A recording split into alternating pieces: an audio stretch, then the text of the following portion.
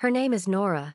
From the outside, she looks like she's always distracted, always somewhere else. But it's not that simple. Nora doesn't just lose focus. She loses time.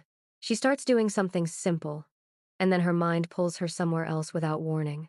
A sound becomes a thought becomes a memory becomes a whole world, and she doesn't even notice she's left the moment she was in. To others, it looks like she doesn't care, like she forgets on purpose. But inside her head, nothing is quiet. Everything is happening at once. She hears too much. She feels too much. She thinks too much. And all of it overlaps until even simple things become difficult to hold on to. Like today. She was just asked to bring a glass of water. A small task. But somewhere between standing in the kitchen and holding that glass, she drifted away again. And when she came back, time had already moved on without her. Nora isn't careless. She's just trying to exist in a mind that never slows down. And most people will never see that part of her. People think laziness feels relaxing. For Nora, it feels like being trapped inside her own mind. She wakes up tired before the day even begins. Not because she did too much, but because her thoughts never stopped moving. She has things to do. So many things. Reply to messages. Finish her work. Clean her room. Start. Just start. But every task feels too loud the moment she looks at it. And the more she waits, the heavier everything becomes. So she stays still, while time keeps moving around her. And everyone else keeps moving too. They call her lazy, but they never see the panic behind the process. Silence.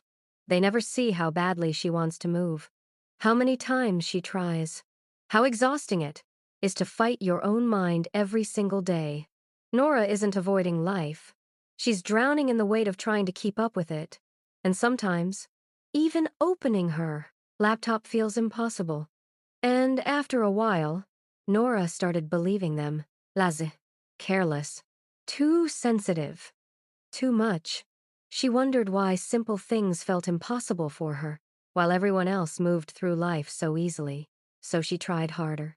She forced herself to focus, to stay organized, to keep up. But the harder she fought her mind, the more exhausted she became. One day, Nora finally asked herself something different. Not, why am I so lazy? But, why does my brain react this way to simple things? She started learning about ADHD. And for the first time, her life began making sense. She learned that ADHD wasn't just distraction. It was difficulty regulating attention, difficulty organizing thoughts, starting tasks, managing time, filtering noise, controlling mental overwhelm. And suddenly, years of guilt had an explanation. She realized her brain wasn't broken. It was overloaded. So instead of forcing herself to work like everyone else, Nora started changing the way she approached things. When tasks felt overwhelming, she stopped focusing on the entire task and focused on the first small step instead. Instead of saying, I need to finish everything, she told herself, just open the laptop. And strangely, starting became easier. She began using timers, writing things down immediately, breaking work into smaller parts, keeping fewer distractions around her, and giving herself short breaks before burnout happened. She stopped waiting to feel motivated, because she learned that action often comes before motivation. And slowly, her days became less chaotic. Not perfect, but manageable. She still forgets things sometimes. She still loses track of time. She still has overwhelming days. But now, she understands what's happening inside her mind.